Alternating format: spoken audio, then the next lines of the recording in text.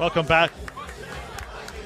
After a real hair raiser between Keane Barry and Adrian Lewis, it's over to the mullet. Danny Jansen, a man who won a Players' Championship title in 2022. Perhaps the surprise win of the season, taking on Jose de Sousa, who's had a surprising season.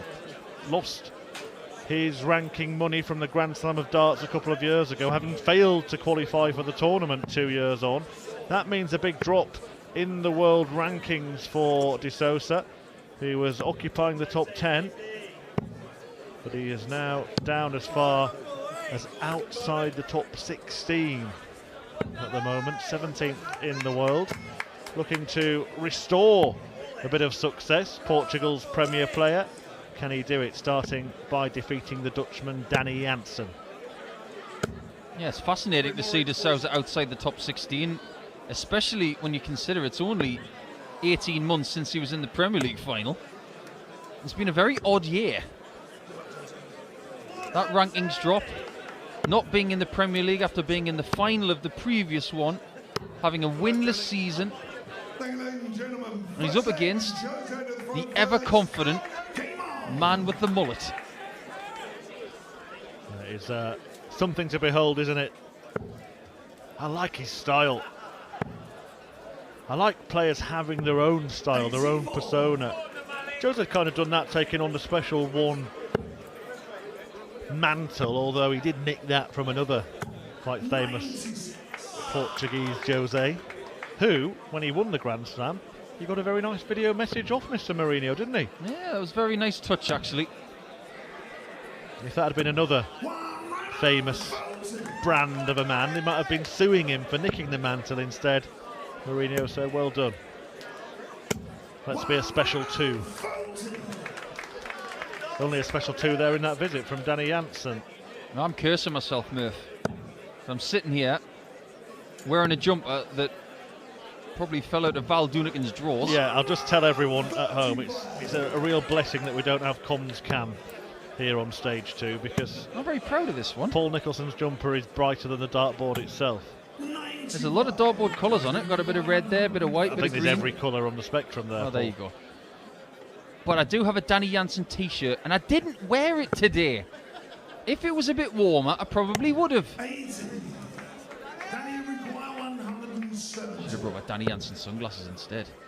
You might have to go back and get them if he produces a stunning performance here. But it's still a difficult task, isn't it? Yeah, de Sousa's not being at his best this year, but he still should be better than Danny Jansen, shouldn't he? You would think so, on the evidence of that first leg.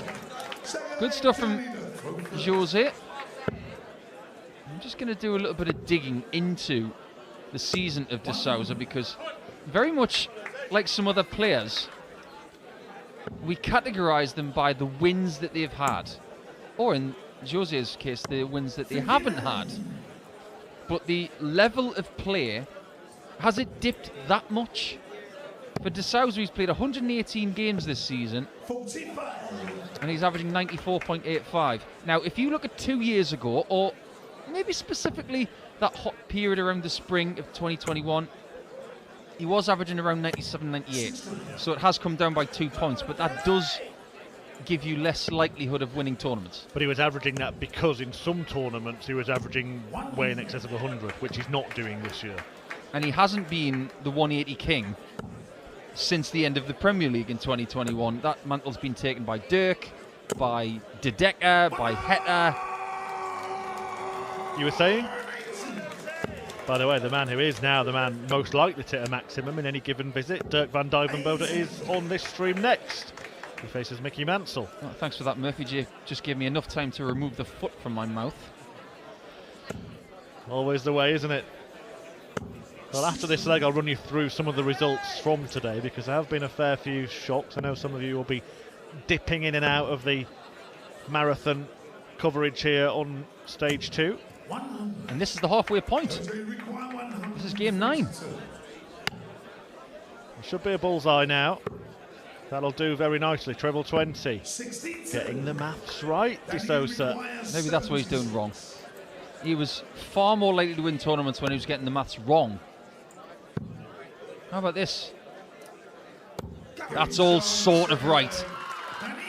And he's got a following. I don't know if they're here, but family Jansen usually have a contingent when he goes to European Tour events. Honestly, the reception he gets when he plays in Austria, Germany, with his family there, honestly, it's incredible to see the impact he's had on some of us commentators, the analysts. He's just so friendly with everyone.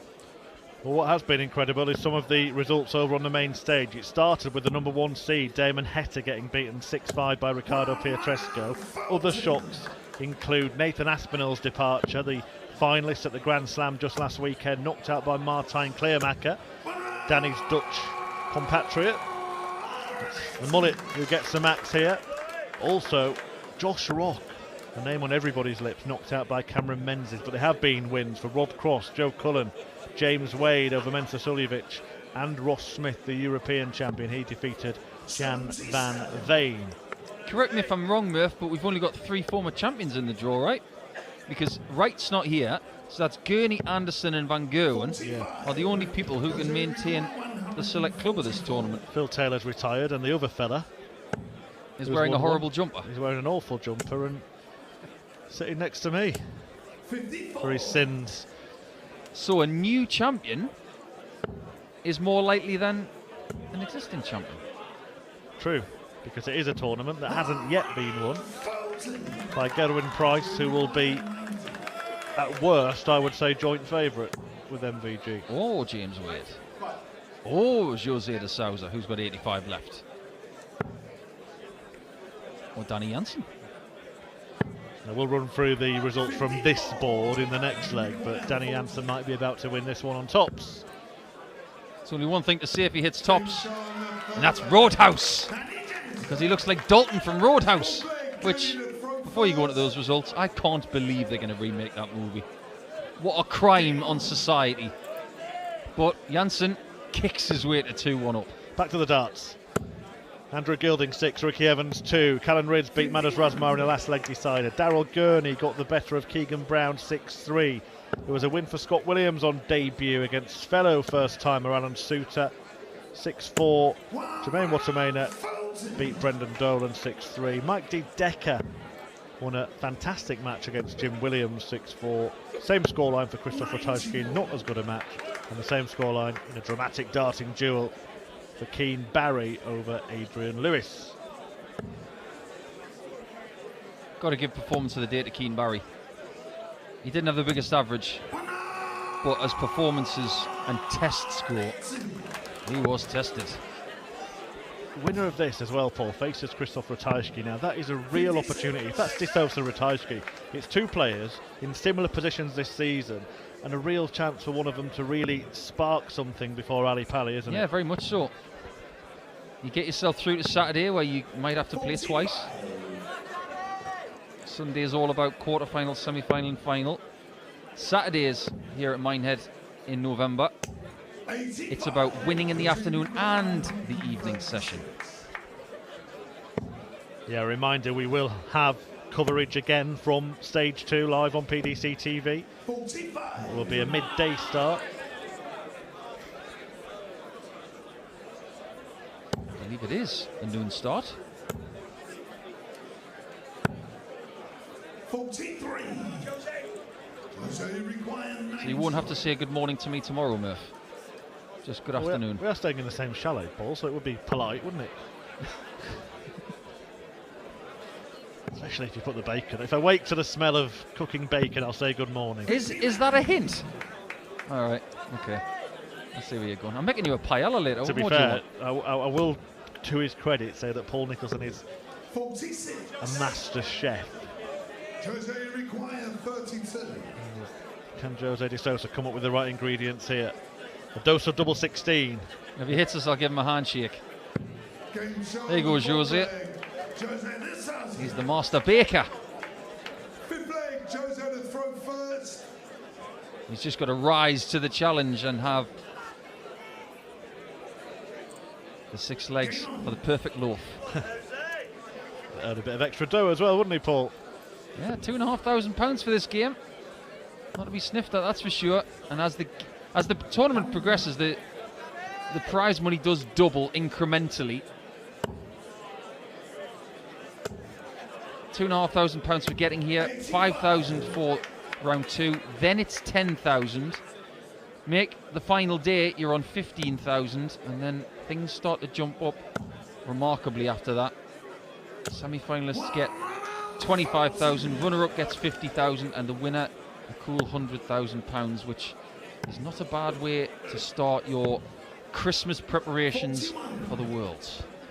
Just want to correct an earlier statement I made. I'm guilty of spreading fake news, and it's good news for us, Paul, because you've got more time to make that bacon in the morning.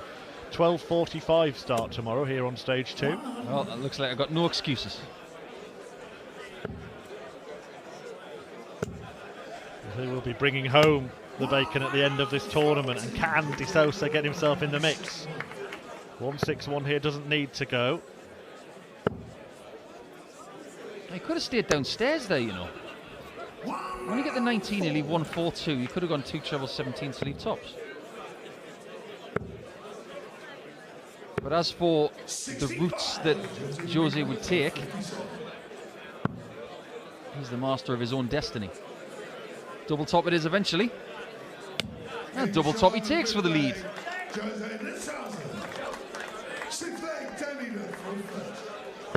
It's a decent enough game at what could be the halfway point, but I'm just getting a sense, Paul, don't know about you, that Jose might kick on from here and pull away. Yeah, you might be right. Now, if you consider the kind of year that Danny Jansen's had, predominantly it was better in the first half of the season when he got that win, but in a somewhat satisfying sense numerically, but dissatisfying for him, his running average for all of the Players' Championships this year, where he played 52 games, was 88.88. Now, I can't remember the last time I was lauding a player for having a good season, averaging under 90. Since that win, well, it was actually on the 1st of April. So, draw your own conclusions. No pun intended. But he went an alarming amount of tournaments before getting his next win and into the board final. He did win 3 tournaments after he won against Eddie Lovely in the first round, but apart from that, he lost 11 games. Maybe a victim of his own success. Yeah, and he is averaging in the 80s in this one, in the low 80s in fact. Sousa in the mid-90s. 17s again. We'll just set it up now. He's just so individual. Nobody does that. He completely bamboozled Russ Freer there. Oh, and game? Oh, great try. Well, you left it, Jose. Somehow. I'll tell you what, he worked it out, didn't he? He's a man who's had some trouble with the sums, but that visit kind of summed him up. And I said he might kick on and pull away, and I get the sense that he's going to win this game 6-2 or 6-3. That's the kind of thing you do in exhibitions. The kind of things you do when your opponent's not looking. Well, is it the kind of thing that drew that well-publicised criticism from a certain Michael van Gerwen? Oh, yeah. Called him Senor something. And I don't think it deserved the criticism, quite frankly. I think Michael's got his own opinion, and I respect that. But there's more than one way to win a darts match. There's more than one way to set things up. And there's an old school etiquette to setting up shots like tops. Now, hitting double 17 to leave tops there, it's just the way he does things. When he's got 72, sometimes he goes 2 double 18s. Well, the particular shot that upset Michael van Gerwen was the attempt to go for 3 tops on 120, wasn't it? And that drew Michael van Gerwen to publicly state his disdain for such antics. Did he lose the game? No.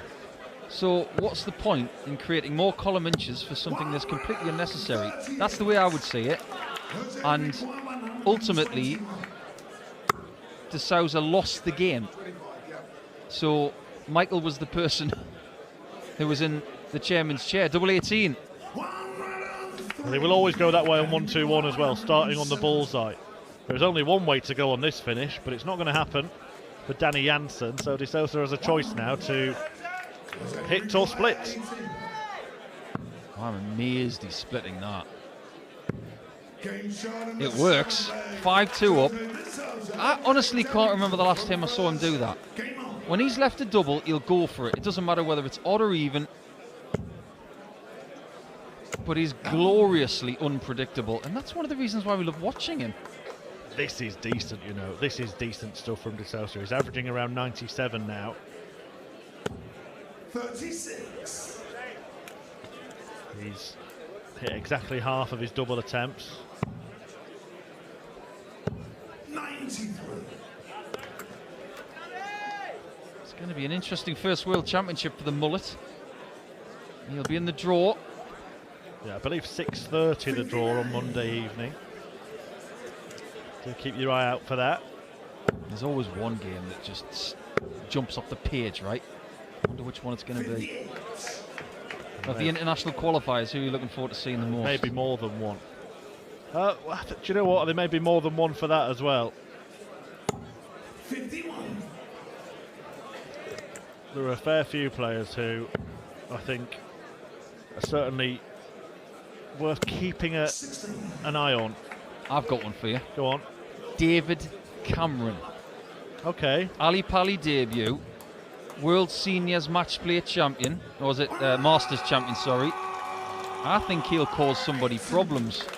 By the way, if you are not aware of David Cameron, that's a Canadian qualifier. It's not the one you're thinking. He's not got a different career since leaving number 10.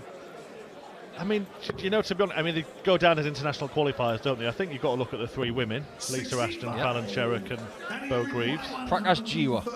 There's one. Indian qualifier.